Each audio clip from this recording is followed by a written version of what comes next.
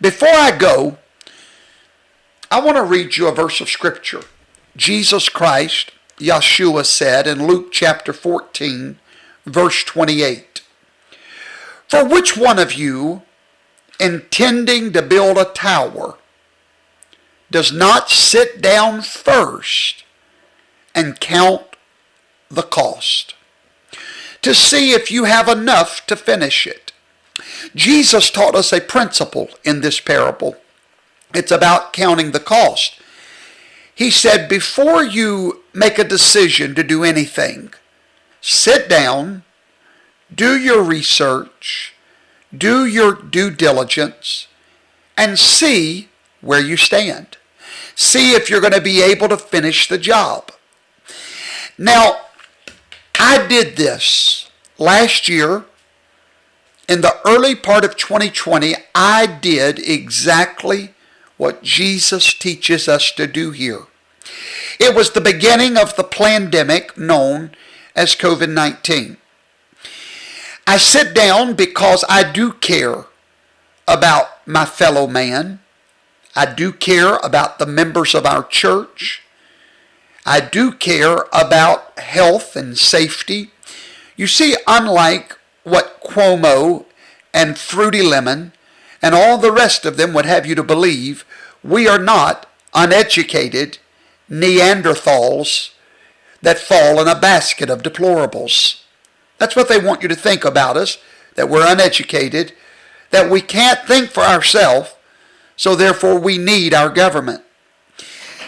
So I sat down and counted the cost of COVID-19. I had to consider 2 or 3 things. Number one, my own family, my wife, my in-laws, which are up in age, my own congregation, which has elderly members in it, and then my fellow man, my neighbor, because the Torah teaches us to do these things. The Torah teaches us to love our neighbor as much as we love ourselves. And Yeshua reiterated the Torah when he gave that command. But there was also a third thing that I had to consider, or a fourth thing rather. I had to consider my love for the republic for which we stand. What does that republic mean? Individual liberty. Individual freedom. Freedom from tyrannical government, overbearing mandates, infringing upon our freedom to move, our freedom to be free. So there was a plethora of things that had to be considered. And I sit down, just like Jesus told us, and considered them all. What was my response going to be to this pandemic? Well, number one, I was prepared to do whatever it took to do my part, to be a responsible citizen of this great nation. So, I began my research. And I started at the place that many of you started at. I started with a man by the name of Dr. Fauci. I started researching the man. Then I started researching the plan. I started researching the numbers associated with this new disease that none of us had ever heard about. None of us knew about. So I began immediately to watch every news source I could find, to research every document I could find, because there are some people in this nation that are not dumb. They are educated, not in the parochial education systems of the world, but in just basic research, the ability to do that. And when I began to research, I found out that 99% of everyone that would be infected would live to tell about it. They would live to fight another battle. They would indeed live another day. 99%, not 49%, not 59, not 69, not 79, not 89, but 99%, right at it, would live to tell their story. I did find that around 1% would not live to tell their story. And of course we grieve for that 1% because I myself almost fell into that 1% after suffering with the virus for 21 days. Now, after I did my numerical research, then I went and listened to Dr. Fauci as he told you and me. No, he didn't tell us. He pleaded with us. He begged us not to get a mask. Now, I've got the script from that interview where he said it verbatim, word for word, not to get a mask. Now, at the same time that he was telling you and I this information, we just found out this week, because of the Freedom of Information Act, we were granted access to over 3,000 emails that Dr. Fishy was writing at the same time that he was telling us these things publicly. These emails are going to reveal to you right now. I'm going to show you a picture that's worth 1,000 words. Because these emails have revealed to us a cynical truth about America. And I'm just going to tell you without delay what that cynical truth is. That America is now being run literally with no conspiracy theories needed, with no far-right ideologies needed, but America is being run, we have the evidence, by the nation of China. Let me break it down even further. So when Fauci was telling you and I that he had done his research and that there was no scientific evidence whatsoever that masks would hinder or help the fight against coronavirus. He told us that he had done his research. He told us that no scientific study existed to support the claim that masks would stop this disease from spreading. We believed him. We believed him so much that we did not go out in those early days and buy masks. However, during this time, Fauci got an email from a lady, and this is all public knowledge now, you can do your own research. And she told him that she was going to the airport and would be in a situation where she would be closed in with people. This was at the beginning of the pandemic. And she personally asked Dr. Fauci whether she should wear a mask. He basically told her in this email that we now have not to wear a mask, that it was pretty much a foolish thing to do. Well, I agree with Dr. Fauci, by the way. However, there is an alarming email that comes 2 to 3 days after that email. Where does this email come from? One of the primary doctors from the nation of China, a nation that operates in the spirit of fear, totalitarianism, a nation that is the avowed enemy of the very ideas of the United States of America, a nation that its citizens are subject to the government rather than being the government, a nation whose citizens walk around in masks even in good times, because the mask is the symbol of submission. It is the symbol of taking your voice away. It is the symbol of stifling your voice. It's a symbol. It's a strong symbol. When we put a muzzle on an animal, do you know why we do it?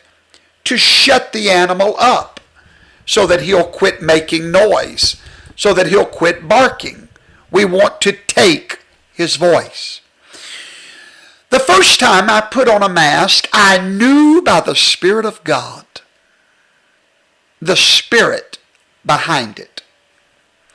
Because I understand the fallen angels, I understand George Soros' agenda for an open society, I understand the democratic mindset of big government, I understand these things, and so therefore, because I understand these things, and because they don't take me by surprise, well, I then knew by the Spirit, the first time I put one on, what was really behind it. Now, I didn't know the full extent, but something in my spirit refused it, rejected it. Now, bear in mind, I had already determined I would be glad to wear it if it would save my fellow man. But then you have to take the 1%, compare it to the 100% chance that we're going to destroy the economy. We're going to destroy people's incomes. We're going to send people to suicide from the loss of their income. So then I had to do a balancing act. I had to count the cost, right? And I did.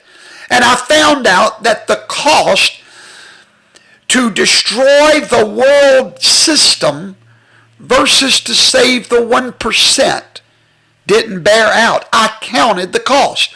So then Fauci gets an email from China, from one of their biggest doctors in China, that tells Dr. Fauci what to do.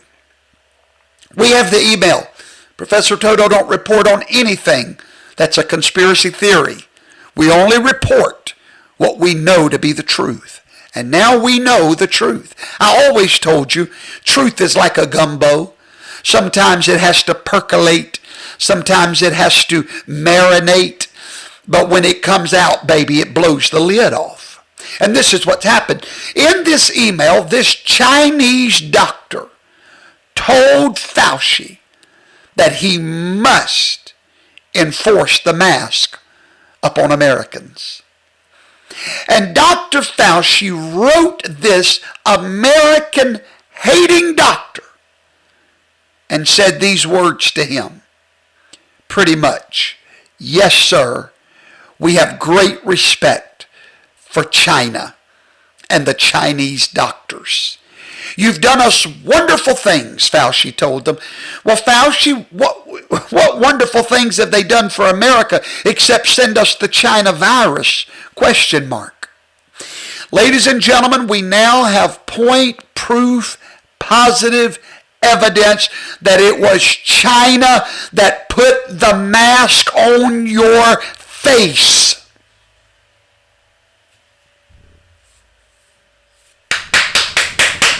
We've been preaching it for a year, and we look like Noah preaching. The rain is coming. We look like fools. We look like idiots. We look like backwood hillbillies for coming against science. No, we were coming against spiritual battle, stupidity in high places. And now we know, Fauci, I called you out a year ago, sir. I saw your spirit. I saw who you were. See, God does nothing without revealing it to his prophets. There's a reason we were jerking these off. We knew we were being bound down by a lie.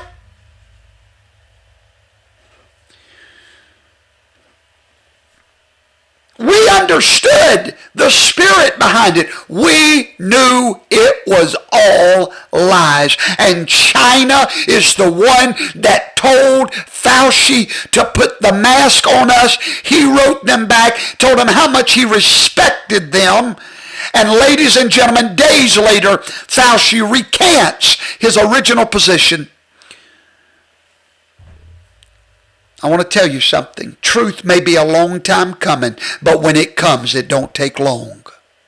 Always remember that. Truth may be a long time coming, but when it comes, it don't take long.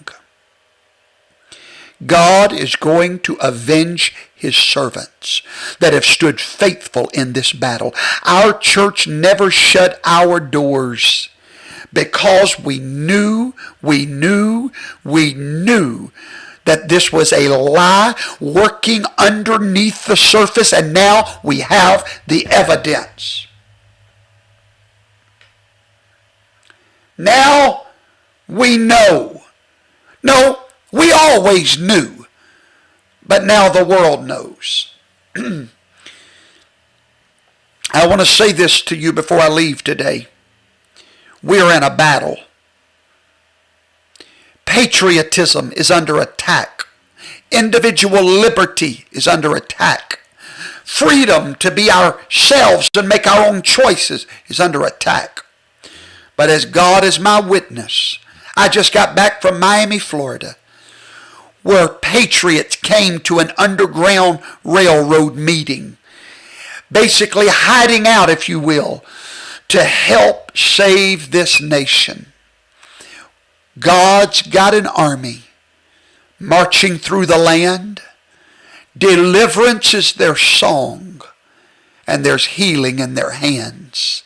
Everlasting joy and gladness is in their heart. And in this army, I've got a part. You've got a part. I'll see every one of you tonight at 8 Central.